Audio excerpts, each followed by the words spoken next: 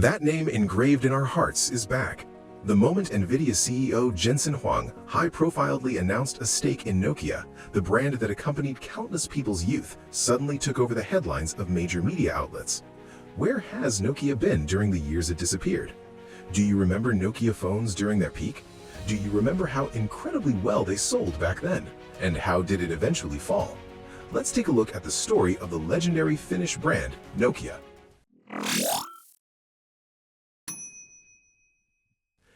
April 25, 2014 was a day that broke the hearts of countless Nokia fans.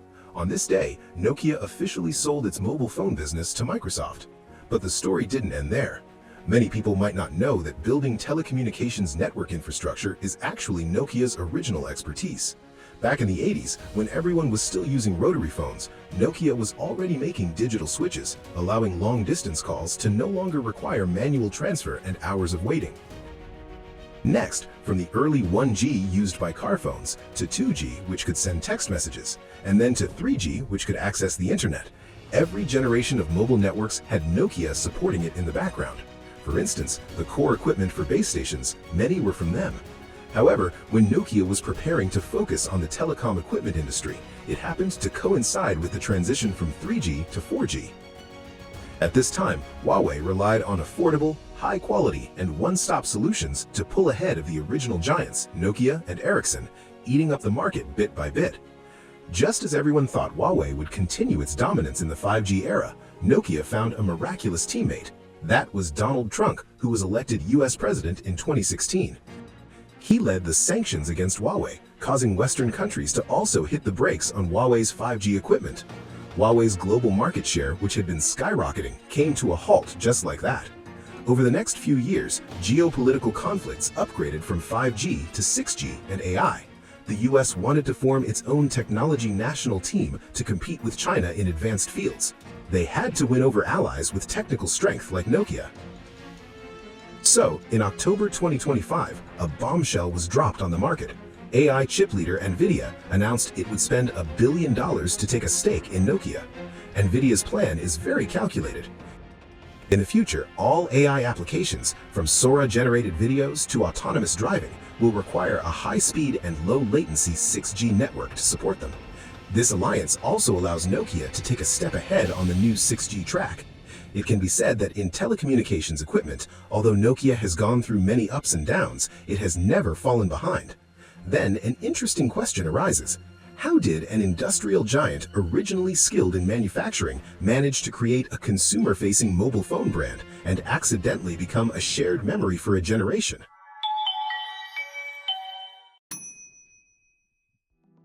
Do you still remember the movie The Matrix?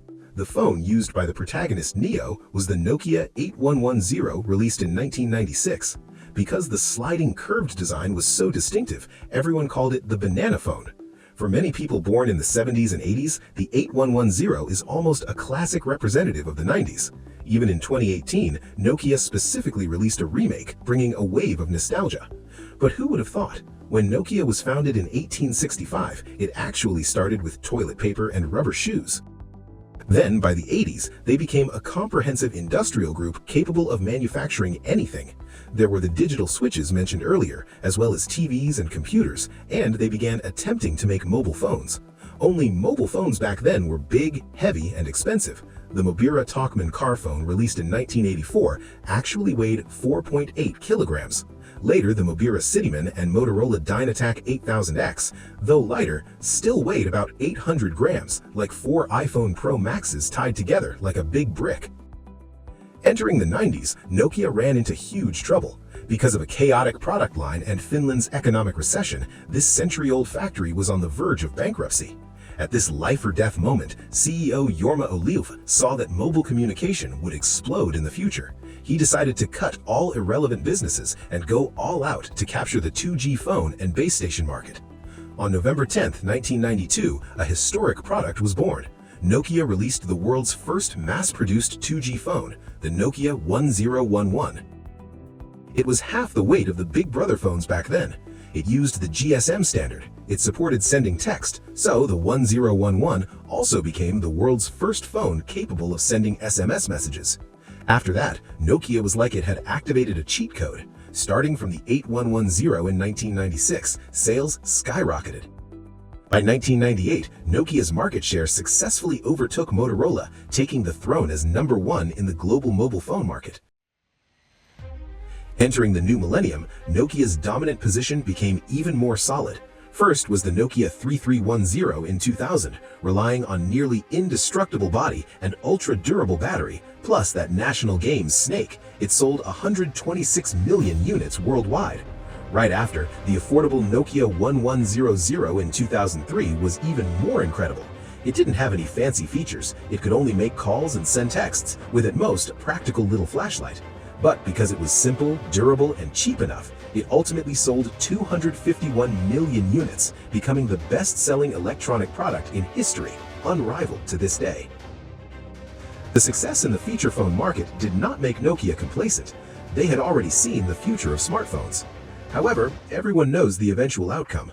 Why this time, even though Nokia bet on the right direction again, did it not fail to repeat its past success with smartphones?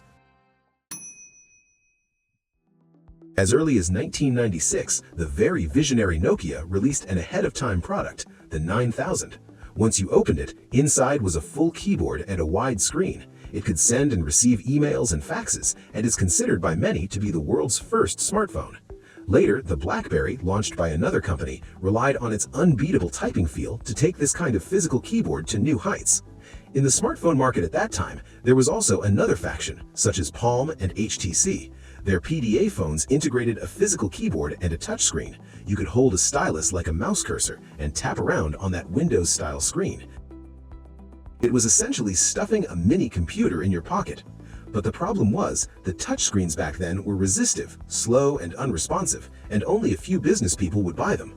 What about the full-touch phones we use now? In fact, Nokia in 2004 had already developed a prototype 3 years before the iPhone, but company executives felt that physical keyboards were the future of smartphones, so they rejected it. This decision made Nokia miss the chance to change history. In 2007, Steve Jobs appeared with the first-generation iPhone. Its front was no longer a cluster of dense physical buttons, but an entire smooth screen. You only had to move your fingers to slide through pages. A brand new operational experience, like something out of a sci-fi movie, made this phone an instant hit. Only then did Nokia wake up. Hurriedly, in late 2008, launched its first full-touch phone, the Nokia 5800. But the 5800 used an outdated resistive touchscreen, requiring pressure from a fingernail or stylus to respond. Compared to the capacitive screen used by the iPhone, they were not even on the same level. Naturally, consumers didn't buy it.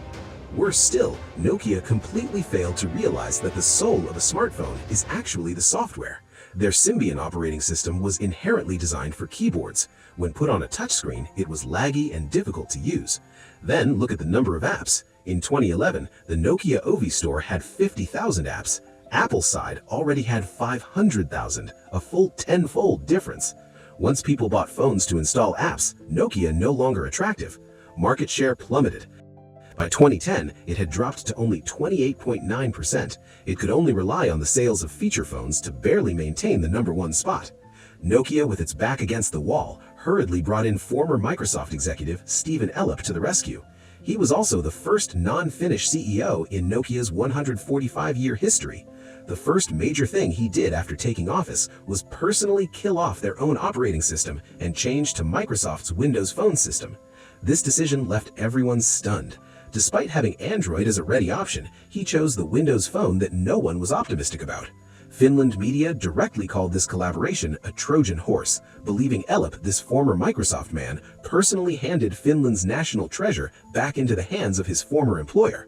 The Windows phones Nokia later released were the Lumia series. Whether in appearance, camera, or screen, they were stunning.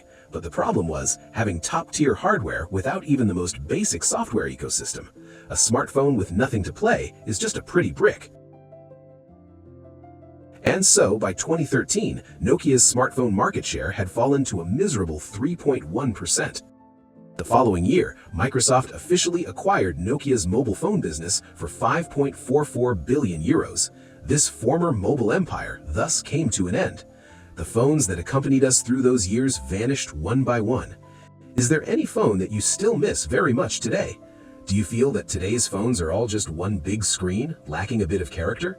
Talk to us about the distinctive phones you have used before.